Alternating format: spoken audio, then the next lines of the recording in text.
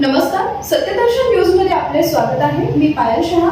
एक नजर टाकूया आजच्या ठळक घडामोडीवर। ठाकरे बंधूंचा 26 तारखेला सरकार विरोधात शक्ती प्रदर्शन मोर्चा। दिल्लीतील विद्यार्थी आंदोलन, लाठीचार्ज आणि नीट पेपर फुटी प्रकरणाच्या पार्श्वभूमीवर आज उबाटा शिवसेनाचे पक्षप्रमुख उद्धव ठाकरे आणि मनसे अध्यक्ष राज ठाकरे यांनी संयुक्त पत्रकार परिषद घेतली। यावेळी राज ठाकरे यांनी विद्यार्थ्यांच्या समर्थनार्थ मोठी घोषणा करत 26 तारखेला मुंबईत शक्ती प्रदर्शन मोर्चा काढण्यात येणार असल्याचं जाहीर केले। राज ठाकरे म्हणाले की त्यावेळेला आर पाटील असं म्हणाले होते की बडे बडे शहरों में छोटी छोटी बातें होती रहती है, या एका वाक्यावरनं त्यांना गृहमंत्री पदावरनं काढून टाकण्यात आलं होतं।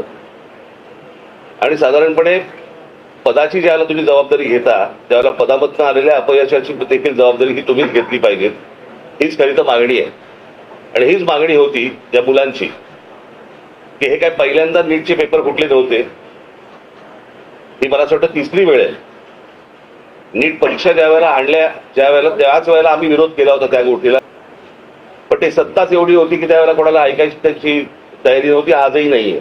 राजीनामा धर्मेंद्र प्रधानांचा मागायला सुरुवात झाली होती, परंतु आता प्रश्न असा आहे की ज्या प्रकारे मुलांना मारलं गेलंय, आता हा प्रश्न प्रधानांपुरता मर्यादित न राहता पंतप्रधानांपुरता पुढे गेलेला आहे। आणि त्याच्यामुळे गृह खातं आणि आज पंतप्रधानांनी आज काहीतरी ट्विट केलंय, पण त्या ट्विटला काही अर्थच नाहीये। खरं तर या लोकांना बोलवून जर समजा त्यांच्याशी चर्चा केली असती आणि तो विषय जर नीट समजून घेतला असता तर एवढं प्रकरण पण झालं नसतं।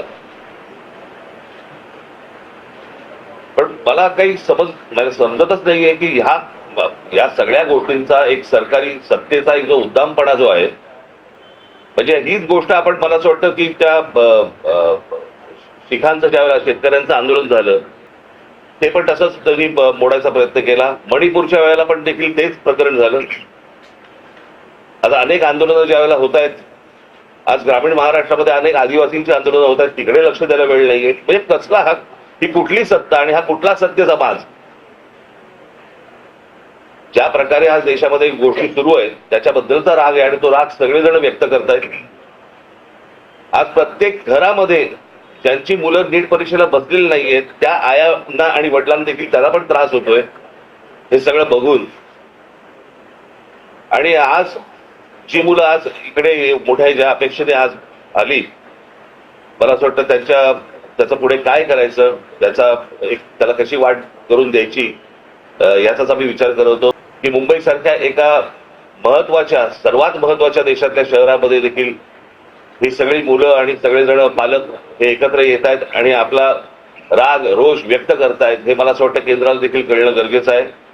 आणि त्याच्यासाठी म्हणून आम्ही येत्या 26 तारखेला रविवारी येत्या 26 तारखेला आम्ही हा मोर्चा आम्ही काढत आहोत।